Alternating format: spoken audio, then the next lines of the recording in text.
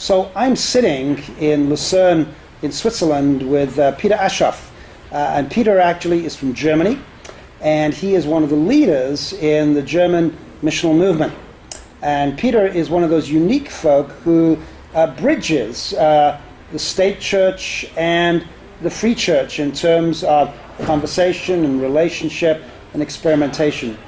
Peter, you're a part of the missional movement in Germany. Describe it a little bit to us, how it got started, what it's seeking to do, and what you see happening.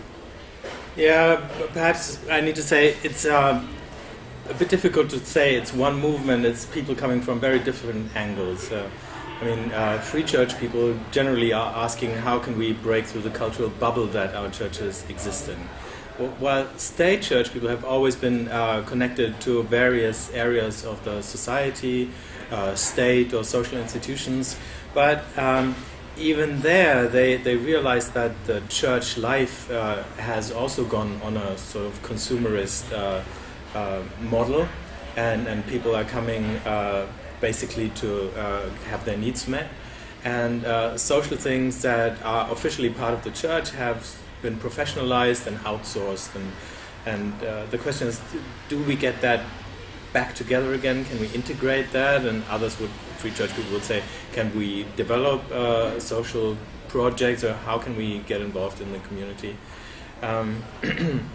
And rarely people will meet. Sometimes, perhaps the only thing that free and state church people will get together to talk about is evangelism. In that sort of definition, they can find common ground, and in other things, it's still in the very early stages of discussion, I would say. Now, your church is part of the state church, and in one sense, you minister inside of the state church. How do you see that the missional conversation shaping itself inside the state church? Which is Lutheran, correct? Yes, it's in my part of Germany it's Lutheran. In other places it's sometimes both Lutheran and Reformed, or Reformed, but the majority would be Lutherans. Yeah. Yes, and I think with the Lutherans it's not a state church anymore, but funding is greatly helped by the state with church tax, as they call it, and but funds are dwindling. And so even there's the realization that full-time clergy couldn't do everything that church needs to be or has to be, especially in very rural areas where one minister is responsible for, up to 12 village churches. So there's a lot of structural processes of adaptation to the new realities of society.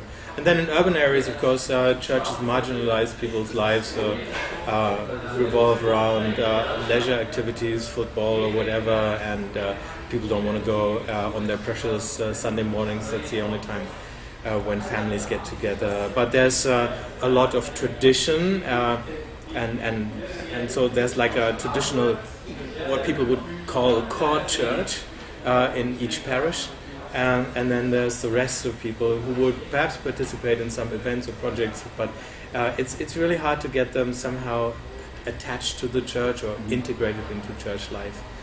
And at the same time, the idea of mission is back on the agenda, not just because churches are losing members, but because they realize that perhaps liberalism during the 60s and 70s has lost the perspective of that we actually do have a very precious, good message to proclaim, and even if that didn't resonate with people, we're seeing the effects of social corrosion and the price that we are paying for it at the moment everywhere.